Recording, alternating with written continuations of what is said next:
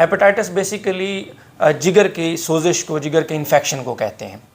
खून की उल्टियाँ आना, पेट में पानी का भर जाना, जिगर में कैंसर का ज़ाहिर हो जाना और गनुदगी में चले जाना, वो फिर ज़ाहिर होती हैं। तो तब पता चलता है कि अच्छा जी इनका जिगर सिकुड़ गया है। दो इसकी बड़ी वजूहात हैं, एक हेपेटाइटिस बी और एक हेपेटाइटिस सी, जो जिगर को अगर लंबा अरसा खून में रहें तो जिगर को ख़राब कर सकते हैं। कि जिगर सिकुड़ने की स्टेज से पहले इसको पकड़ लिया जाए और इसका इलाज कर लिया जाए।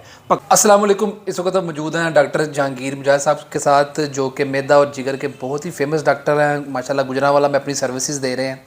आइए इनसे पूछते हैं कि जिगर के जो मामलात हैं वो कैसे ख़राब होते हैं, कैसे उनसे बचा जा सकता है, क्या अर्ली सिम्टम्स हैं और क्या क्या बचाव की तदबीरात हैं। जी थैंक यू कमर भाई। जिगर हमारे जिस्म का जल्द के बाद सबसे अहम उज़्व है, ऑर्गन है।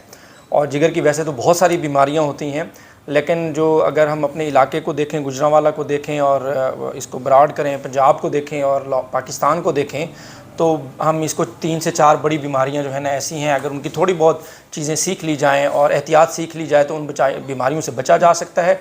और फिर उससे अगर आप बच जाते हैं तो बहुत ज़्यादा बर्डन आप अस्पतालों पे भी कम कर सकते हैं, मरीज़ों की फैमिलियों पे कम कर सकते हैं और एक हेल्दी लाइफ गुजार सकते हैं। जैसे कि हेपेटाइटिस आप सब ने सुना होगा हेपेटाइटिस के हवाले से।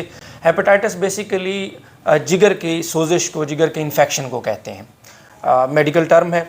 इसमें जो है ना, जब इन्फेक्शन हम कहते हैं तो इन्फेक्शन किसी वजह से होता है।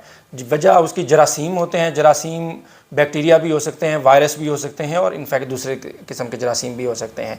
हेपेटाइटिस जो आम ज़बान में हमारे शहर गुजरांवाला में और पूरे मुल्क में मशहूर है, वो बेसिकली काला यरकान के तौर पे जाना जाता है। आम लोग उसे काला यरकान को हेपेटाइटिस सी समझते हैं। ये हेपेटाइटिस सी नहीं होता, ये हेपेटाइटिस बी भी होता है और सी भी होता है। तो दो इसकी बड़ी वजूहात हैं, एक हेपेटाइटिस बी और एक हेपेटाइटिस सी, जो जिगर को अगर लंबा अरसा खून में रहें तो जिगर को ख़राब कर सकते हैं। डॉक्टर साहब, ये इसकी कोई निशानियाँ होती हैं कि अर्ली साइंस होते हैं कि पता लग जाता है यार कि इसको हेपेटाइटिस है, कि ये बिल्कुल एंड पे ही पता लगता है? जी, असल में ये ऐसे समझें खामोश कातिल है।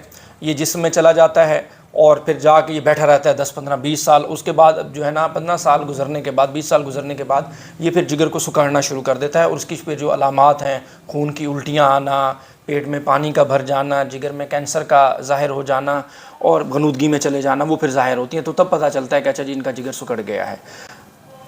अच्छा डॉक्टर साहब, इसके लिए कौन कौन से टेस्ट होते हैं? रेगुलर टेस्ट करवाने चाहिए कि बस अल्लाह दी छड़ी हुई? जी, ये बहुत अहम सवाल है आपका। इसको पकड़ने का वाहिद तरीका ये है कि जिगर सिकुड़ने की स्टेज से पहले इसको पकड़ लिया जाए और इसका इलाज कर लिया जाए। पकड़ने के लिए बहुत सादा टेस्ट है हेपेटाइटिस बी और सी का। कुछ थोड़ा सा महंगा है, उसको एलाइजा वाला टेस्ट कहते हैं। और एक बहुत सस्ता टेस्ट है, 50-100 रुपये में किट मिल जाती है और आप घर पे भी कर सकते हैं। किसी घर के करीब डिस्पेंसरी या गवर्नमेंट की किसी डिस्पेंसरी में, किसी प्राइवेट क्लिनिक पे जाके किसी MBBS डॉक्टर साहब से वो चेक करवा सकते हैं।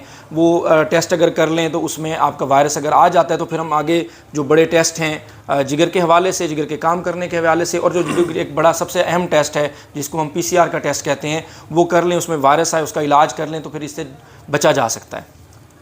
डॉक्टर साहब, अगर आपसे किसी ने मिलना हो जिगर या मैदे के हवाले से, तो आप आजकल कहाँ पे बैठ रहे हैं? मैंने जैसे कि पहले आपको बताया था कि मैं मेडिकेयर हॉस्पिटल में मैदे और जिगर के मरीज़ों को देखता हूँ। रोज़ाना शाम 6 बजे से रात 10 बजे तक मैं वहीं होता हूँ। इतवार वाले दिन हमारा ऑफ होता है। तो आपको जिगर के हवाले से और मैदे के हवाले से कोई भी बात, किसी भी मरीज़ को हमसे रब्ता करना हो, हमारा फेसबुक का पेज भी बना हुआ है और आप आके चेक भी करा सकते हैं। डॉक्टर साहब बहुत बहुत शुक्रिया। बहुत शुक्रिया, जज़ाकल्लाह।